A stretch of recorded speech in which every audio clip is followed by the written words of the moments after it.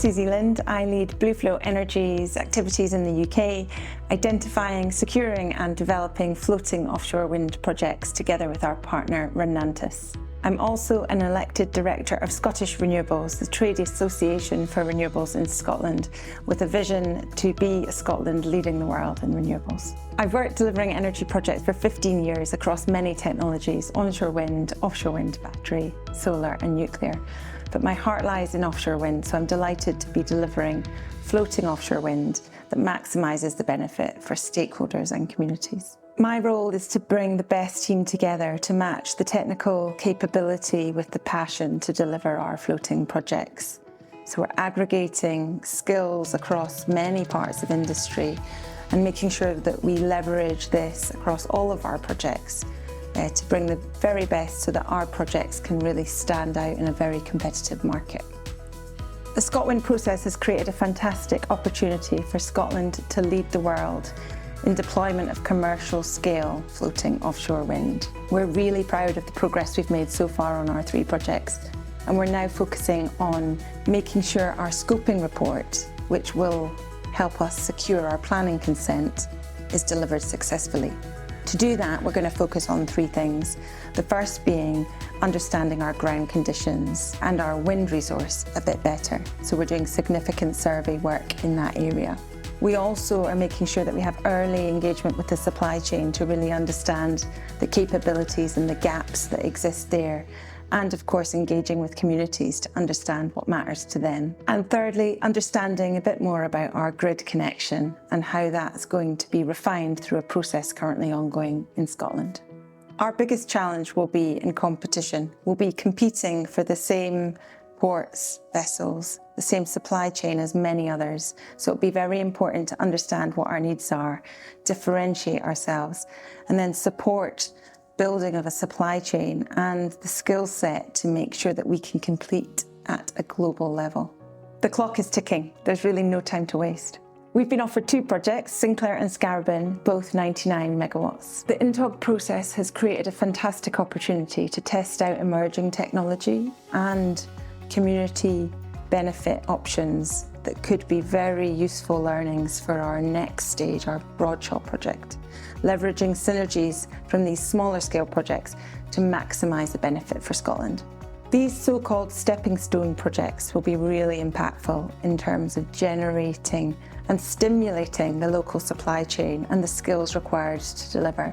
It's hugely exciting to see the developments in the sector, from materials, ways of doing things, approaches to technology, and we can't wait to see what else we are able to secure through innovation in INTOG. As we continue to explore what's possible, we really believe our Sinclair and Scarabin projects have the opportunity to push boundaries in innovation and technology. The UK is a really important market because it offers a really strong and stable environment on which to deliver floating offshore wind. We've benefited from a legacy of renewables, and this is a great moment to move into floating and see what's possible. There's also a terrific opportunity to leverage the existing skills and knowledge in fixed foundation wind and make sure that that's maximised together with the insight from oil and gas to make sure we can deliver on the ambition for floating wind, the 5 gigawatts. We're really excited about the opportunity for the UK. We currently have 15% of the floating offshore wind deployment rights, and we can't wait to use our expertise and local knowledge to make sure that we can deliver really lasting benefits for the whole of the UK. I'm Derek McLeod, and I'm the head of project delivery for the Bellrock project. The Bellrock project is one of several projects that we have in the UK, delivering up to 1.2 gigawatts of operating capacity. In my current role, I'm responsible for management of all the key main packages, and that includes turbines as well as foundations, but also some of our other packages, including site investigation, cables, and our onshore and offshore transmission assets. I have a background in offshore wind and project management. So prior to joining BlueFloat, I was working on projects in the Far East, specifically in Taiwan, where I worked on building out the offshore wind capacity in that country and helping with government and other local stakeholders to build a supply chain and to build the first of several successful offshore wind farms in Taiwan. Prior to that, I'd worked in a number of projects in the United Kingdom for Siemens Gamesa. I have a turbines background, so I've worked mostly in projects in the UK, including the Hornsea 1 project, Racebank, Westernmost Rough, and when I got my initial start, West of Duddon Sands. That project, West of Duddon Sands, was a 3.6 megawatt model, and today I'm now working with models that are at least 5 to 6 times the size of that. So I've seen the industry grow as I've joined it almost 12, 13 years ago. One of the challenges that we face is adapting a specific kind of technology for floating offshore wind. And there are a number of different designs out there, and they vary in terms of their complexity as well as their appeal to various developers. And one of the fun parts of my job is we get to work on those kinds of considerations. What is the best technology? There's not a straightforward answer to that as of now, but one of the fun things about currently working on this project is we get to figure that out together as a team, in addition to some of our other projects within the portfolio. Offshore wind used to be a relatively immature technology, and our technology, unlike other industries, didn't change that much. Our approach to technological change was just to make things bigger and bigger and bigger. What we're seeing now is the introduction of new kinds of technology, including hydrogen, ammonia, and different routes to market. One of the key challenges, as well as one of our opportunities, is to figure out how do we incorporate the growth of offshore wind while adapting some of this new technological change. We have an opportunity here to build floating offshore wind farms that are truly at scale, thus helping to meet our overall net zero ambitions and targets. One of the key aspects of this industry is understanding the risk-return ratio, and there are many organizations that have failed to appreciate sometimes the complexity of these offshore wind farms, certainly in terms of how you implement them. The capacity for things going wrong definitely exists, but the capacity for getting things right also exists. And one of the great features of working for BlueFloat is that we've assembled a team of experts that have a long history in the industry who understand both sides of that equation in terms of building these offshore wind farms to scale and avoiding some of the risk that traditionally we've seen other operators encounter in the market. These projects are massively capital in terms of how we build them, and also in terms of how we spend the money, how we spend the funds that are allocated to these projects. One of the things as project delivery teams that we need to understand is it's not our money, and we need to spend it wisely. And when we build these offshore wind farms, there are various checks and balances in place. Are we, for example, looking at efficiencies, ways of doing things better? Are we avoiding some of the things that we've done in the past that has incurred, for example, non-conformance costs? So by changing our mindset, by looking at it as using other sources of funding, other people's money, we can develop the right mindset in delivering the project. One of the things I really enjoy about BlueFloat is that we have a wide, diverse skill set among our teammates. These skills are quite frequently complementary, and so many of us have worked for developers, some of us have worked for consultancies, others have worked for lenders and various banks, and that all comes together very nicely here at BlueFloat because we get to use the combined strengths of all our different experiences in building floating offshore wind at scale. Hello, I am Walid Ulman, Head of Ports and Global Industrialization. I joined BlueFloat 1 year ago after 10 years working on the offshore wind market for GE and SBM on the development of the global supply chain and ports as well. My current role could be summarized on 3 strategic topics: supply chain, ports, and logistics. The first one is the development of the global supply chain for the fabrication of the floating platforms. The second one is the development of the port strategy for the execution of our projects. It could be a one-stop hub dedicated or covering all the operations from the fabrication to the turbine integrations and commissioning, or a multi-port approach where each port is dedicated for one operation. The last one, logistics, is covering all the handling and lifting operation, including the mobilization of the heavy equipment. During the last 10 years, I was quite lucky to be part of big companies like GE and SBM. I had the opportunity to be part of major projects worldwide, like the first offshore wind project in US, Block Island, or more specifically on the port development, I was part from the early development of the Dogger Bank project, which is the biggest offshore wind project in the world. And then I moved to SBM Offshore, and it was quite challenging for me since I was for the first time part on the early development of ports and supply chain. Now for the floating projects, I was part of the industrialization team and working jointly with the engineering team on the development of floating platforms adapted for mass production. Being part of the offshore wind floating, it's quite unique. Achieve the industrialization level is critical if we want to meet our objectives and the market's expectations, which are a 10 gigawatt of floating platforms deployed by 2030. My role is to elaborate a strategy to move the supply chain from a pilot projects deployed today to a mass production to be deployed in the coming few years.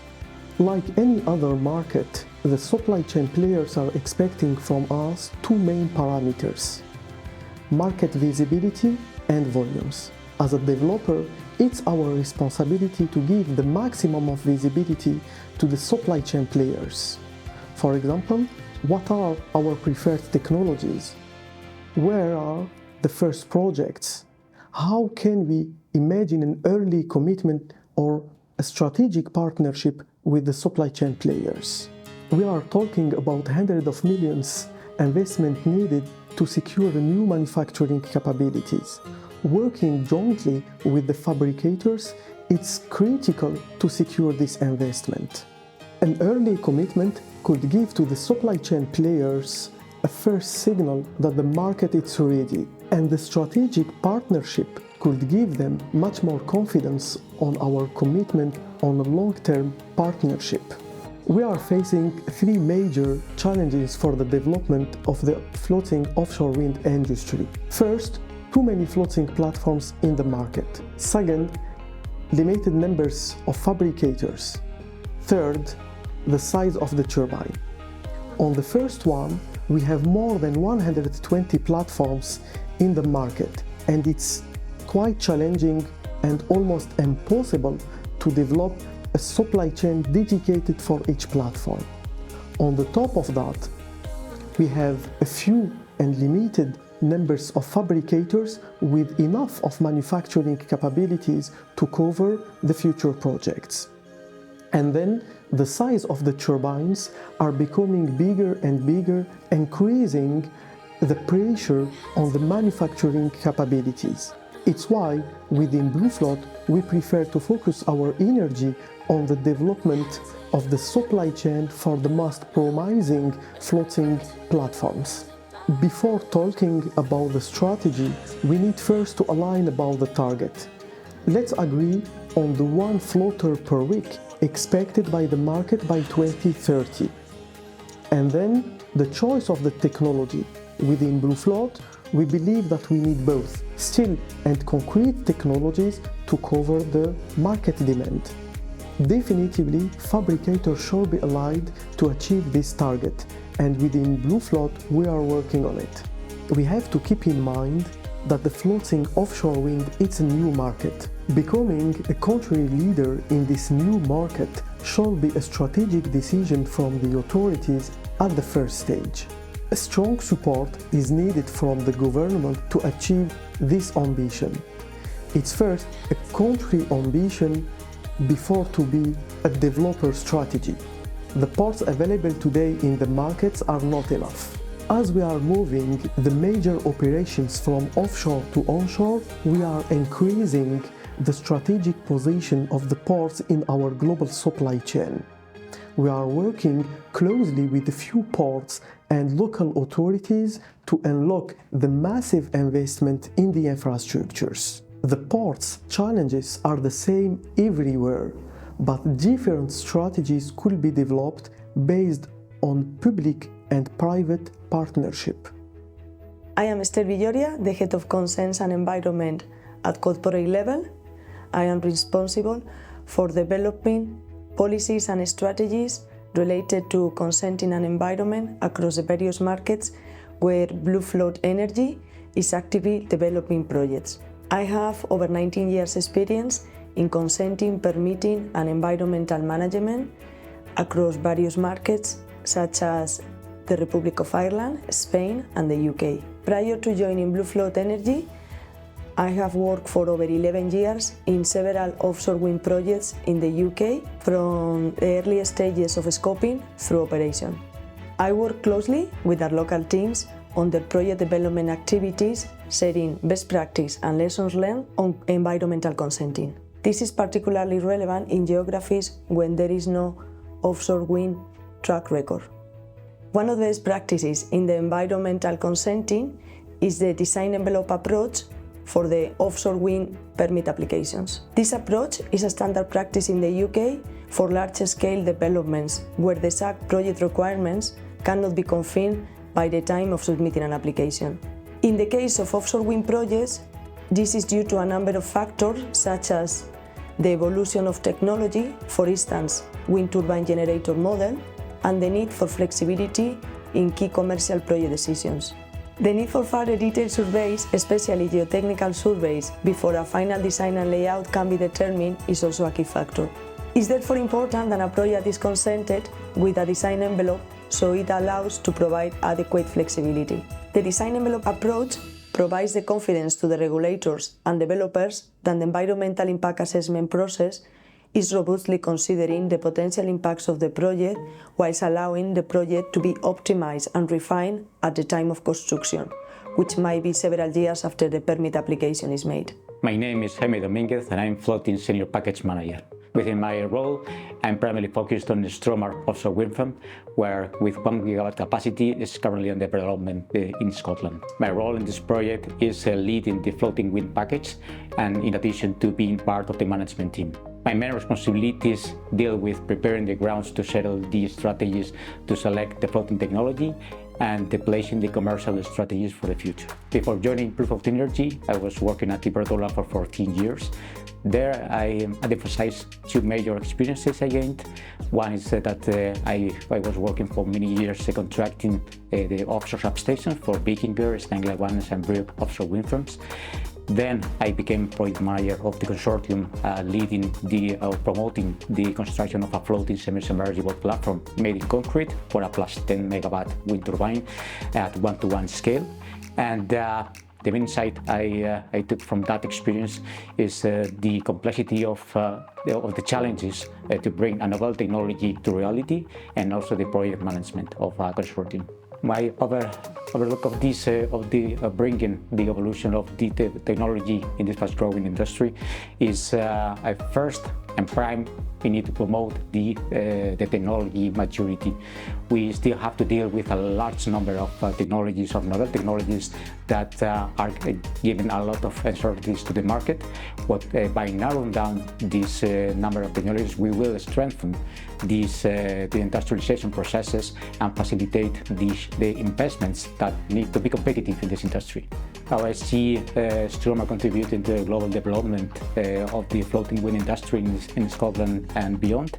Stromar has the perfect size, timeline and the site conditions to set in stone the strategies for the future of the floating wind industry. Stromar has the grounds to become a reference in this industry by optimizing the technology selection process and also the commercial strategies to be competitive in this industry. My name is Nathan Turner and I'm the Country Manager for New Zealand for BlueFloat Energy. I joined BlueFloat in 2021 and I've got overall responsibility for our development pipeline here in New Zealand. After starting my career in a large commercial law firm in Australia, I then moved into the energy sector where I've now worked for more than a decade. During this time I've worked across gas, LNG, power and renewables in Australia, New Zealand and in Asia. I've had the luxury of working on some really large complex projects as well as in a number of emerging markets where regulatory frameworks were just being established. Before joining BlueFloat Energy, I worked for Transpower, who's the national transmission system operator for New Zealand. Throughout my career, I've spent lots of time working in joint venture structures, high levels of engagement with governments, with regulators and other energy market participants. And I think it's really this combination of experience which is most relevant for us starting a new offshore wind business here in New Zealand. It's a really exciting time to be part of the offshore wind industry here in New Zealand because it's just starting to get off the ground. New Zealand sits right in the heart of the Roaring Forties and has an incredible wind resource. We've also got lots of coastline, and so the opportunity for New Zealand to harness this incredible wind resource is really significant. So right now, the government in New Zealand is working on establishing the regulatory framework for offshore wind, and they hope to have this in place by 2024. We're working really closely with government to ensure that the regulatory framework that's implemented is fit for purpose and takes into account the feedback from local communities and stakeholders. Iwi and Hapu, the Indigenous people of New Zealand, have a really important role to play in this, and we're proactively supporting them in co-developing this regulatory framework.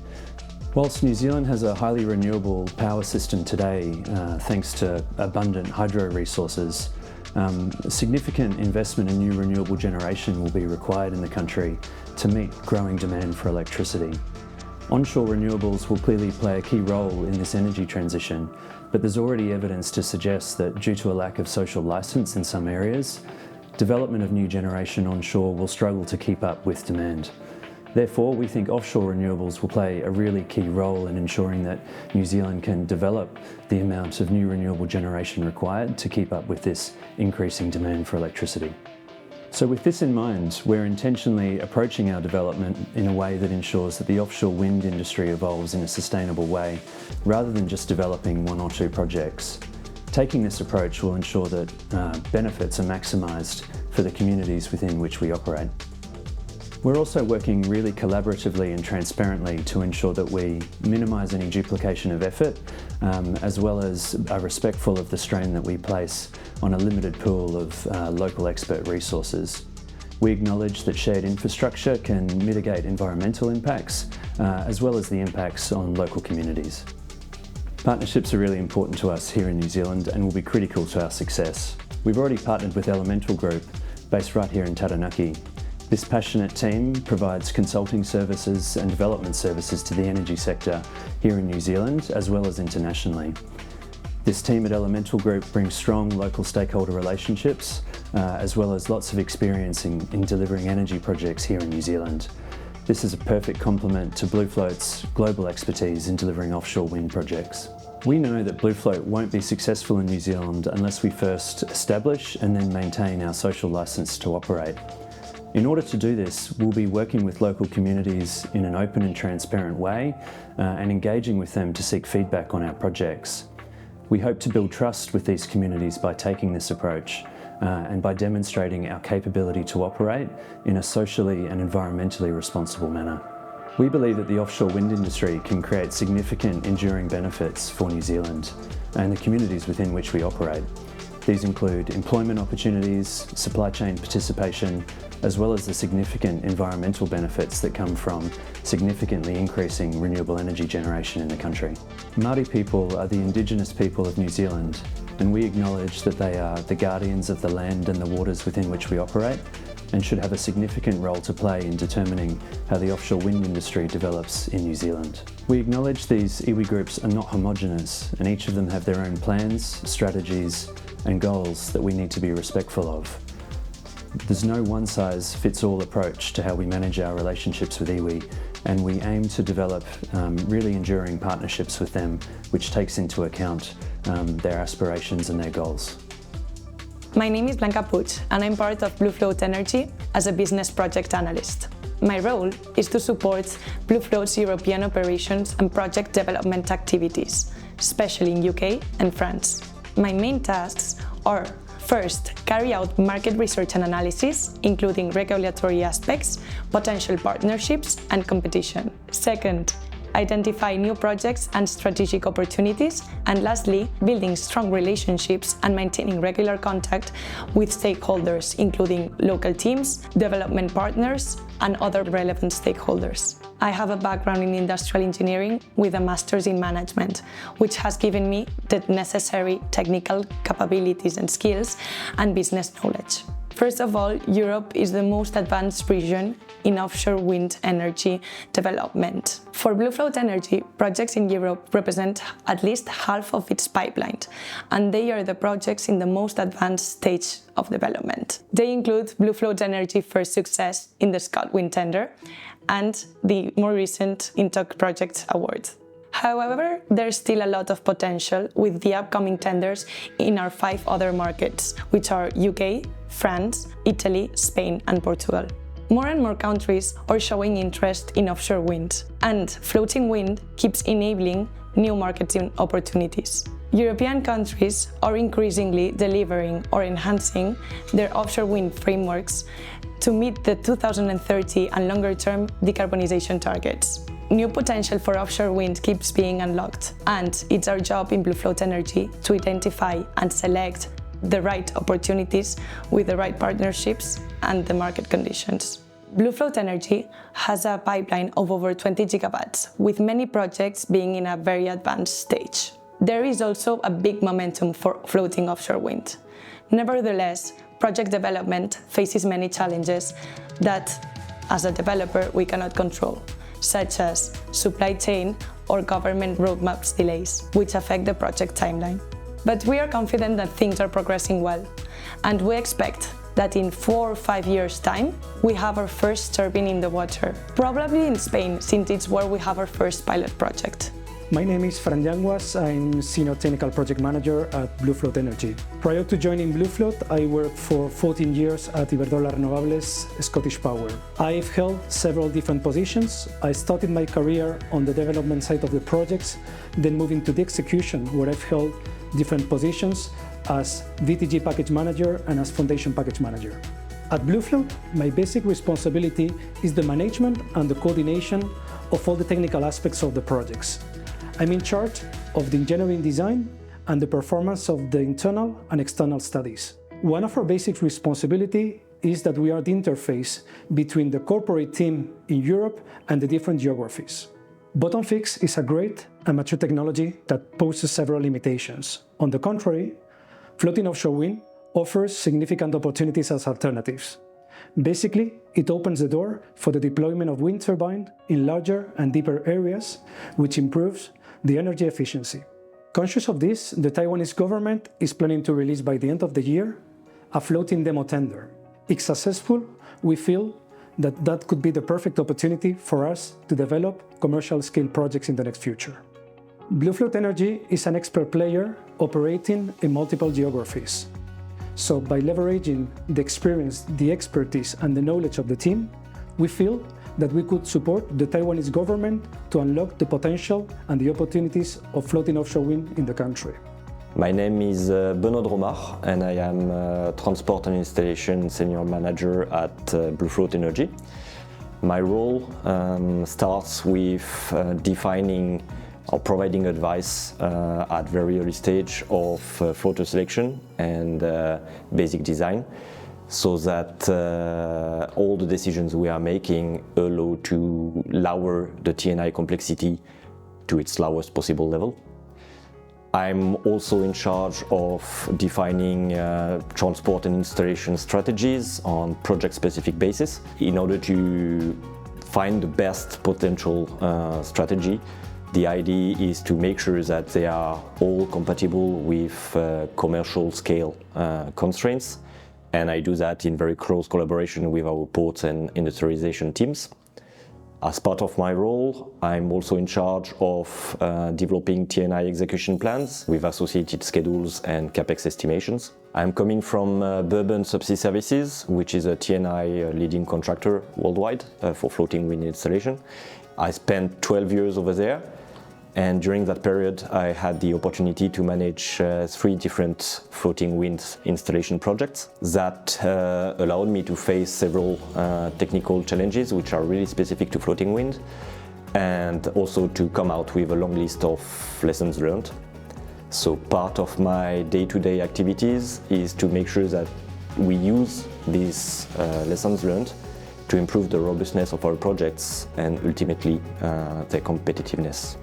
I see 2 main potential models moving forward in terms of T&I contracting. The first one is large EPCI contracts.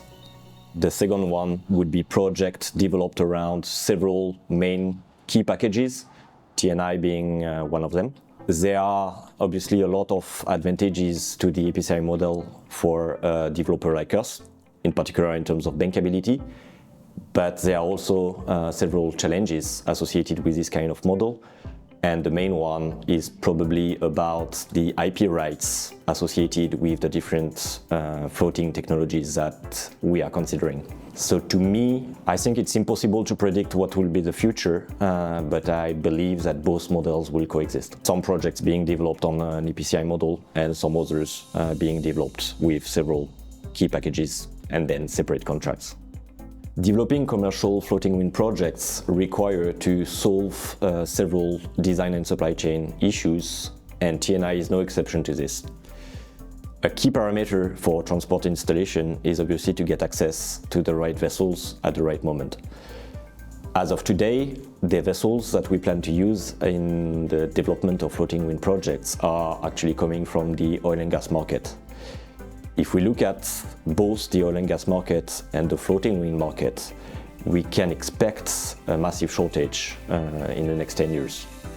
Part of my job is then to make sure that together with the T&I contractors and the vessel owners, we're able to define the appropriate specifications that we will require so that they can make the right decisions now and be ready when we need them. In that regards, developing the appropriate partnerships with these contractors and developing large pipeline of projects spread over a certain amount of time will help them justifying the investments which are required and will help us getting access to the right vessels at the right moment. There is a lot of technical topics to address when we select a specific technology. The key is actually to be able to make the difference between those which are easily adjustable at basic design phase and those which are inherent to a specific technology and then potential showstoppers moving forward. To make things a little bit more complicated, the T&I complexity is not only driven by the floater itself, but by an overall technical environment which is created by the floater, its station keeping system and inter-array cables. The key when we select a technology is then not only to look at specific technical aspects, but to look at them as a whole in order to select the most appropriate technology in its technical environment. Another key parameter is the industrialization potential of a technology. The very best floater in terms of T&I complexity, the one I can install in the most efficient way and at the most optimum cost, may very well end up being the worst one, simply because the delivery rhythm that we need to optimize the offshore installation is not achievable because of a low industrialization capability of a specific technology. Another key parameter when selecting technology is to check its industrialization potential.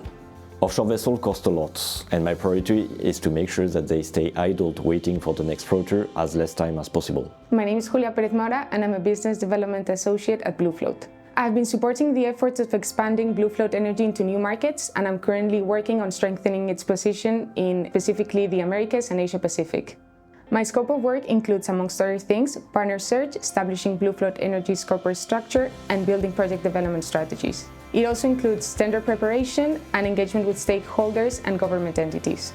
Before joining BlueFloat, I worked at a consulting and engineering firm where I did some solar development. There I had my first introduction to the offshore wind sector, where I carried out a strategic consulting work of the potential that Spain and Portugal have for the development of floating offshore wind for a European entity called Inner Energy. Since the early 2000s, the UK, Germany, Netherlands and Belgium have led the development of offshore wind. Nevertheless, for the past 5 years, China has led the world in annual offshore wind installations. As of 2021, GWOC reported that China had installed 47% of the total 55.9 gigawatts of offshore wind installations. From these markets, what we can learn is that in order to be successful in the development of offshore wind, we need strong political will, robust regulatory framework, collaboration between the industry and the government, and development of local supply chains. At BlueFloat, we're in contact with key government entities and key decision makers, as well as we actively engage with these supply chains. This makes us key contributors to the development of the offshore wind industry. Offshore wind is becoming increasingly important in the energy transition, with more markets recognizing its potential. While some markets have already established a presence in the bottom-fixed offshore wind sector, others, such as Brazil, Australia, and India, are now considering this technology. Thanks to the development of the floating offshore wind technologies, many markets that were previously constrained to bottom fixed and were limited by the continental platform to this technology are now considering floating offshore wind as part of their energy mix. Examples of countries looking to utilize floating offshore wind technology are Spain, Portugal, and Italy in Europe, the US and Colombia in the Americas, Vietnam, Korea, Japan, Australia, and the Philippines in Asia-Pacific region. When deciding which markets to enter, we consider two critical factors: the political situation and the potential for offshore wind. After assessing these factors, we put together a market entry strategy that considers co-development partnerships, project development strategies, and setting up a local team for BlueFloat Energy. Working in a cross-cultural team is very enriching. Having diverse cultural perspectives creates an environment that drives innovation, inspires creativity, maximizes everyone's contribution, and creates effective ways of problem solving. We currently have 18 nationalities across 6 offices at BlueFloat and counting. Though not without its challenges, floating wind technology is going to be a key enabler in unlocking and extending the potential of offshore wind around the globe. But obviously, as with any other new technology, we need to make sure that we're coming up with innovative ideas that are going to be solving the challenges of the technology. And that's why at BlueFloat, we're in constant communication with foundation designers and wind turbine manufacturers, because we need to make sure that we are at the front line of the new technology developments. BlueFloat Energy is a company that is very agile on decision making, very fast, which I think is the most important ability to create and add value on this race to develop floating offshore wind farms. Regarding the differences between floating and bottom fixed projects is the design of the floater and the mooring system, which is exclusive of floating technology. We understand very well all the conditions that can affect the development of a floating project, and we even dedicate a lot of time to try to incorporate innovative technologies to do better those assessments. The floating wind industry is very different from the bottom fixed one. Floating foundations require much more space in terms of use at fabrication yards, and the logistics for the load-out operations, the assembly of the turbines, and the offshore operations are also very different. That creates, on one hand, a bottleneck, potential bottleneck, because the harbors need very big drafts, and they need also a quite strong soil-bearing capacity to withstand the weight of these massive foundations. On the other hand, the foundations themselves are way heavier and more complex to fabricate than bottom-fixed structures. Therefore, in the coming years, when we'll see the next generations of floating foundations, we will see that the ones making it to the end of the race, the winners, so to speak, will be those foundations that have thought while design phase on this kind of bottlenecks and constraints on the supply chain, and also the optimization of the foundation itself. Another challenge which is important is that floating wind is introducing new uncertainties in the wind resource assessment. One of those is the wake modeling.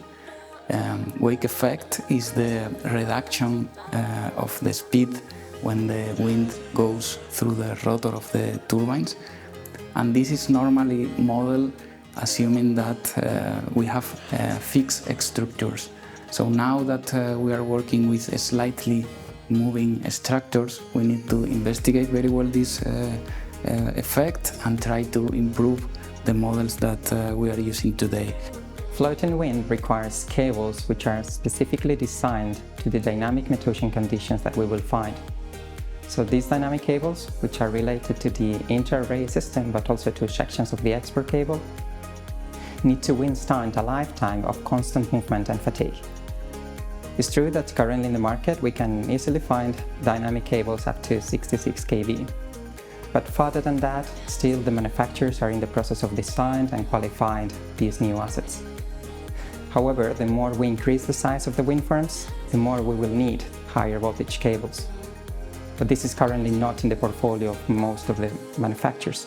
BlueFloat Energy has a very deep expertise within the offshore wind sector, and that refers as well to the liaison of cable manufacturers and electrical equipment manufacturers. But our previous experience in other projects also allowed us to collaborate and work close to independent certifying companies and warranty surveyors to guarantee bankability and warranties. The floating wind industry is still discovering the nuances of the interaction between the wind turbine and the floater. Obviously, for us developer, that means that we need to make sure that we align technical requirements and challenges very early on in the stages of the project between the foundation designers and the wind turbine manufacturers, and that's going to be fundamental to ensure the success in the long term of the projects. My name's Kirsty Adams. I lead the supply chain activity for our UK projects, and that includes building relationships with supply chain.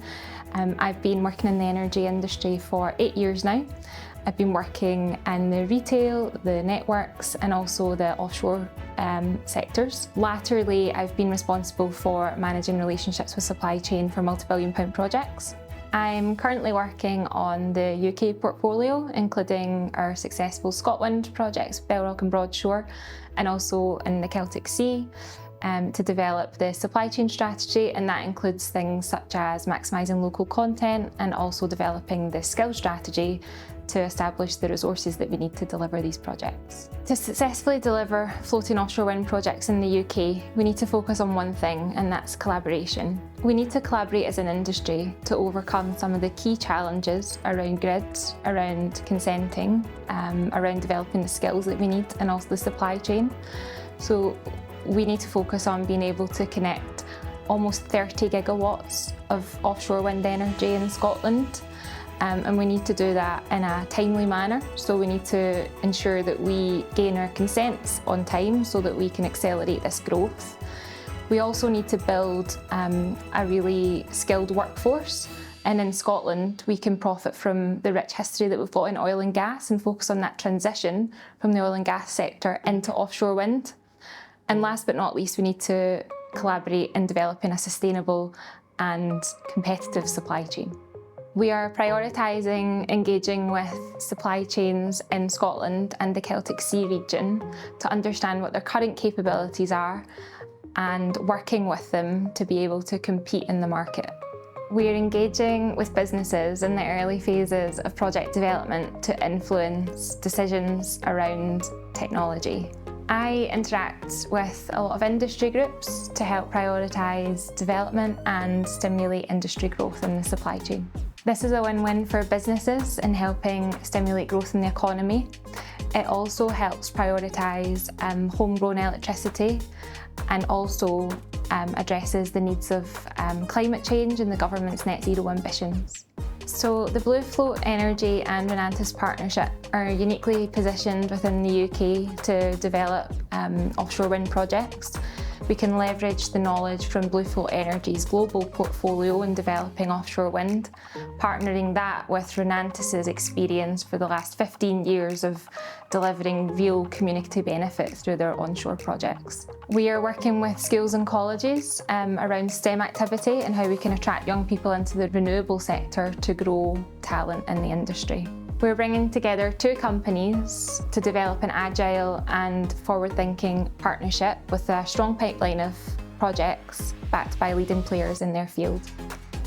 My name is Lewis Driscoll and I'm an analyst in the Site Assessment Department here at BlueFloat Energy. I studied industrial engineering at university where I specialised in control systems and automation, where I learned some of the skills I use to carry out many of the tasks I perform here at BlueFloat Energy, including modelling, optimisation and data analysis. I've also worked in the research and development of battery-based energy storage systems and their applications, such as renewable energies. So at Site Assessment, we look to support the company's business origination and project development activities in a variety of ways. On the one hand, we look to carry out detailed site screening analysis and mapping for our current and future projects, determining maybe what constraints are present and also looking to determine the optimal size and location for these projects. On the other hand, we carry out energy yield assessments, we perform layout optimizations, and we look to assess the meteorological conditions at the site, both wind and oceanic, metocean for short. We estimate design variables in both normal and extreme conditions, which is essential for the basis of design of projects. These are some of the most important activities we carry out, as energy generation is directly linked to the financial viability of these projects. For these tasks, we use a combination of commercial softwares and tools developed in-house by the team. Well, generally, floating offshore wind benefits from better wind resources, increased atmospheric stability, and less interference as it tends to be located further from shore. However, the main advantage of floating offshore wind is the potential to unlock areas previously unavailable, such as the Mediterranean, where shallow water depths are scarce, and therefore there is much untapped wind resource. However, there are challenges facing floating offshore wind in this aspect, such as challenging ocean conditions which can hinder turbine and floater stability, which can lead to increased downtimes in generation. Overall, we believe the pros outweigh the cons, and which, coupled together with all the other advantages floating wind has to offer, the future looks bright for this technology. So the site assessment process has many steps and they tend to vary on a country-by-country basis, but overall the process looks something like this. First, we look to align ourselves with the different country managers and regional VPs to gain a better understanding of the business development plans and the type of process. Maybe if this is a country-wide or a local assessment, or whether this is a business origination or tender process. Then we look to gather as much information as possible about the area, including existing infrastructure, so ports and points of grid interconnection, determine if there are conflicts with other ocean uses, maybe fishing or shipping, and assess the site conditions, water depths, seabed geologies, and the wind and ocean conditions, of course. For this, we employ GIS, Geographic Information System software, to bring it all together. Then we look to carry out technical commercial assessments, which can produce heat maps, allowing us to determine expected energy generation, capital expenditures, and levelized cost of energy values. Then we carry out layout optimizations, in order to determine the number of turbines and their placement. This is a balancing act as we look to strike a balance between wake effect losses, i.e. how turbines affect each other within a wind farm, and other aspects such as costs, generation, and therefore profitability. So overall, site assessment is a highly iterative and multi-criteria process in which we look to produce both a qualitative and quantitative assessment, enabled to assist the company in making informed decisions on project development. So a FLIDAR or floating LiDAR device is a buoy that uses light detection and ranging, a technology similar to sonar and radar, in order to obtain accurate atmospheric measurements. The buoy is also fitted with a series of sensors that enable us to obtain measurements on waves, currents, and water levels, amongst many others. We typically employ FLIDARs in 1 to 2 year measurement campaigns in order to calibrate long-term satellite wind and oceanic data. This is essential for the latter stages of projects to reduce uncertainty and produce bankable assessments for our projects. So overall, FLIDARs have shown to be an accurate, cost-effective and environmentally friendly alternative to traditional offshore met masts, which required time-consuming on-site engineering. Therefore, BlueFloat Energy has embraced FLIDARs for its measurement campaigns and has extensive experience with this technology. I am Nicolas Boutin. I am Senior Business Project Manager at BlueFloat Energy. I have 20 years of experience in energy, mainly in engineering and project management. Previously, BlueFloat, I was working at Principal Power. I had the chance to work on one of the 3 pilot projects in France called Éolien Flottant du Golfe de Lyon, EFGL. I was responsible for the project management for PPI, and I faced 2 issues. First one, the interface between the turbine and the floater, and the other one was the role of each stakeholder in the project. To solve the first challenge, we set some loop iteration processes between the turbine and the floater in order to solve this issue. For the second challenge, we benefit from the experience of the previous offshore wind project as the oil and gas contractor experience to combine the best organization for the project.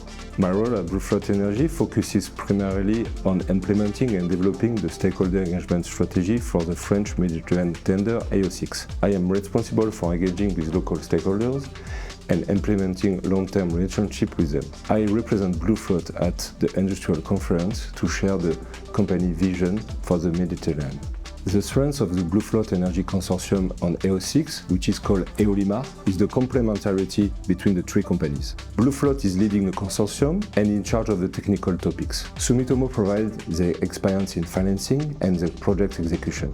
And Accio provides the expertise on the French market and the capability to create local added value. I'm Scott Graham.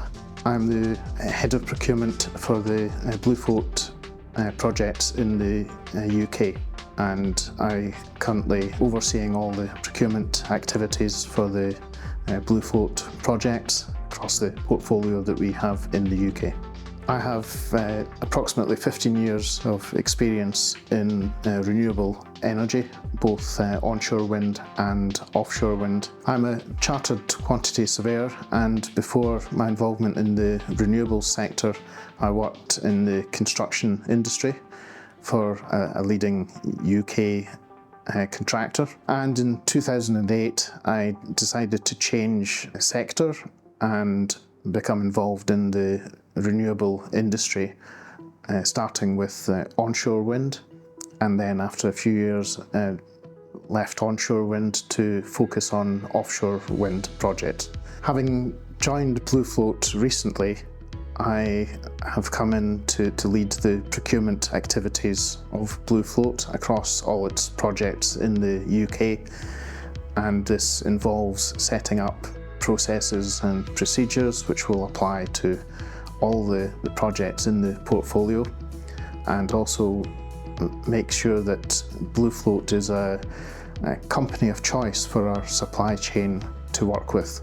The bottlenecks are everywhere from all parts of the supply chain. These are passed to us by governments with pressure from society to make sure that energy is renewable and sustainable. And this in turn creates pressure on the supply chain from turbine manufacturers who are developing ever larger turbines, and that also means that installation vessels have to become bigger to install these turbines, and ports and harbours then also have to be able to berth the vessels.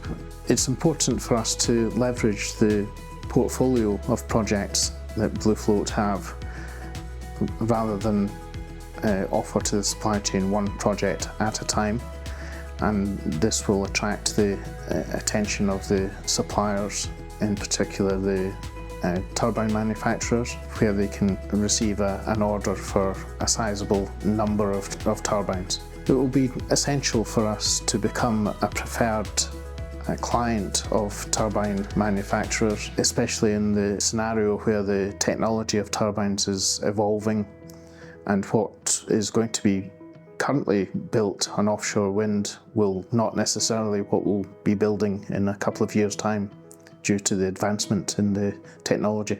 Long-term trusting relationships with the supply chain, and in particular turbine manufacturers, will be essential for us to work and succeed in the market.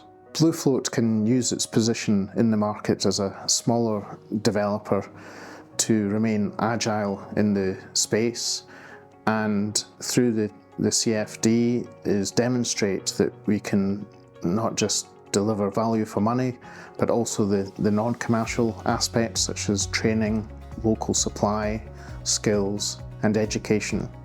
I'm Nick Sankey, Country Manager for BlueFloat in Australia. I lead the Australian team developing offshore projects within Australia.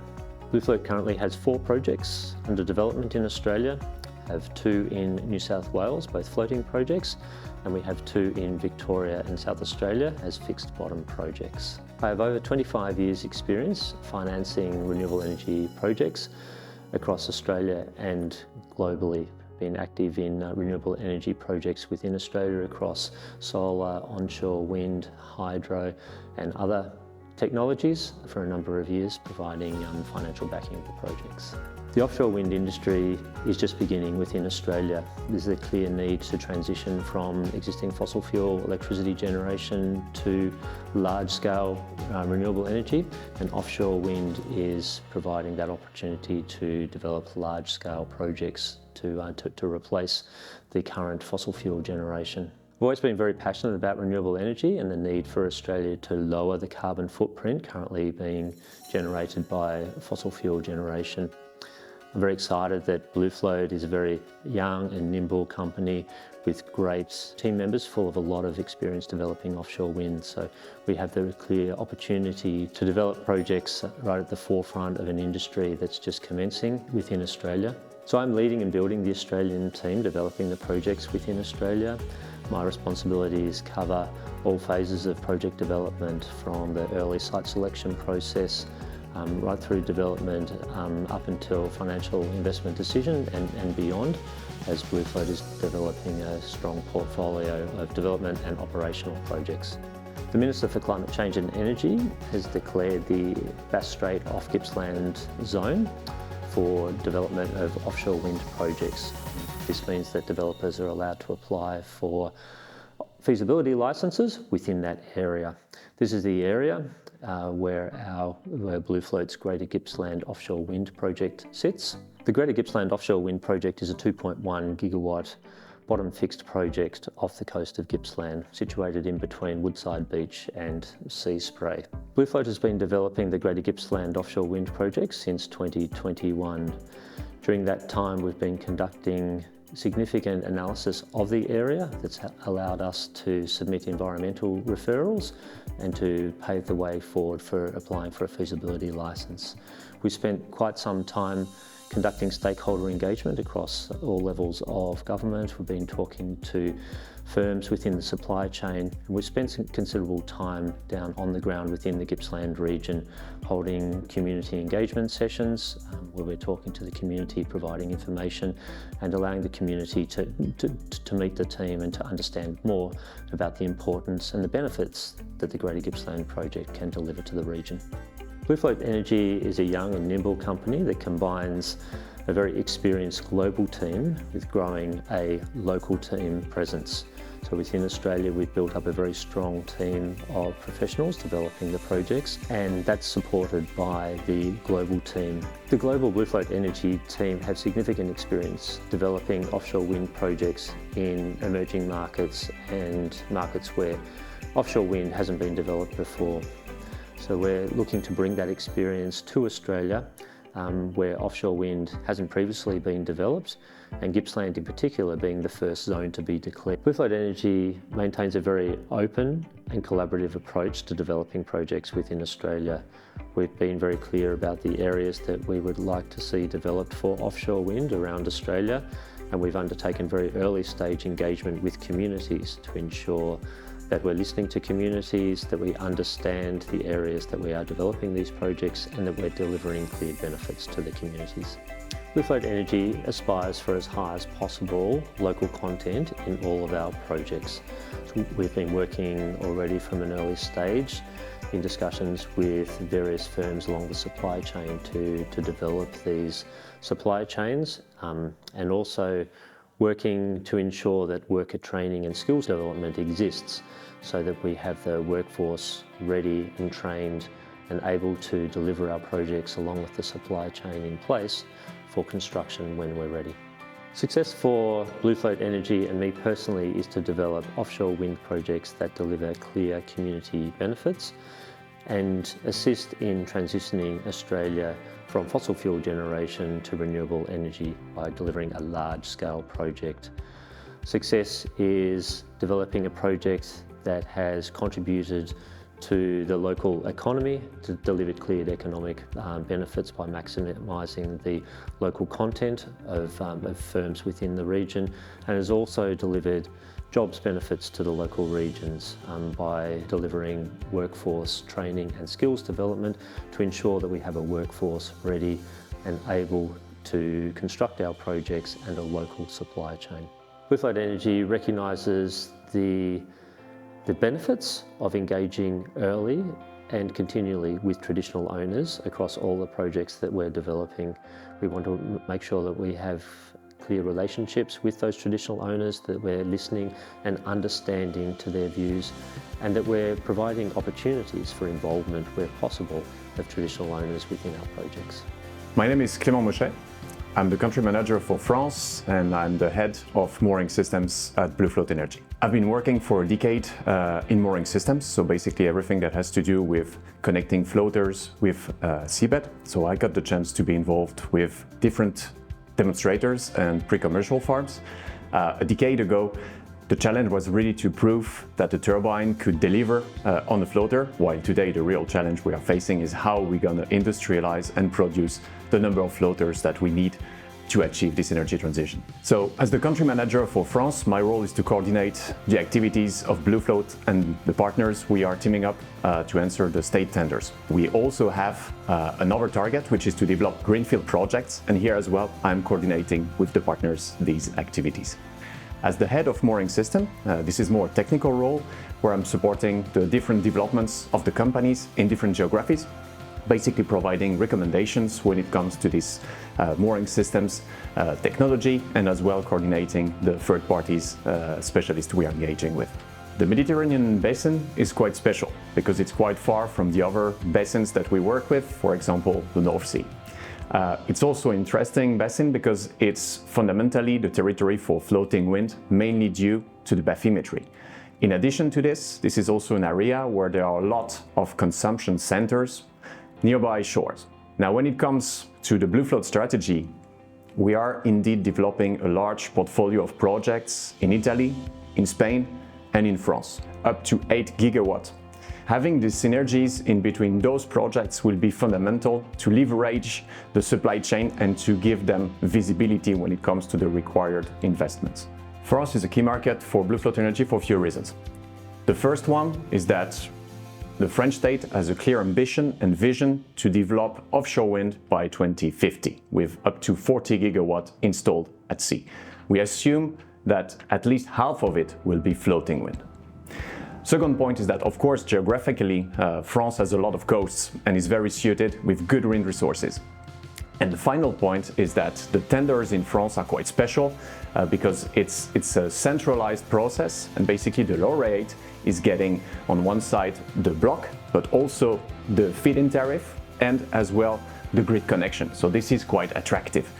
In addition to that, and maybe to conclude, these tenders are extremely competitive, and we see it as an interesting exercise to benchmark our abilities and to compare ourselves. So in France, we have a twofold approach. The first fold is basically to answer state tender. In that respect, we are involved with the South Brittany project with a consortium named Triskel, and we are involved with the Mediterranean tenders with a consortium called Eolimar. For Triskel, this will be the first floating project tender to be awarded by the state later this year. So we are working very hard to be well positioned on this one. When it comes to the second one, Eolimar, for Mediterranean Sea, I have the pleasure to coordinate the effort for the tender stage, and I have to say we have a fantastic team here. We are putting a lot of effort here, and we are very ambitious because this is part, again, of our Mediterranean strategy. The second fold of our approach and developments in France has to do with greenfield development. We are developing and creating opportunities, for example, in the overseas territories like the Réunion Islands, but also considering development far shore coupled with hydrogen production. The possibility to combine those two hats, those two functions, is really the beauty of being in an agile organization. So as country manager, I've the pleasure to witness and to be part of this energy transition in France with offshore wind. This is fantastic. When it comes to the head of mooring function, it gives me the opportunity to interact with our energy shapers in different geographies, and this is bringing me a lot of different perspectives that are very valuable. The main challenges we are likely to see for mooring system are quite similar to the other packages that compose a floating wind project. One of them, of course, has to do with the supply chain availability. But coming from this industry, I'm quite confident that it will have the ability to step up to face the demand, providing the developers are able to give visibility and commitment. One specific challenge with the mooring system is linked to the bankability. And bankability means reliability. At the moment, we hear a lot the word reliability coupled with the word redundancy. Personally speaking, I don't think this is very satisfactory, technically speaking, because that implies that we have a poor understanding of what's happening subsea and that we back up ourselves with safety factors. I am much more convinced with the approach of moving from preventive maintenance to a predictive maintenance. To do so, the key approach will be in 3 pillars. The first pillar is coupling monitoring and real data modeling of the system. The second pillar will be to have access to subsea automized inspection. And the last pillar has to do with event-driven protocols.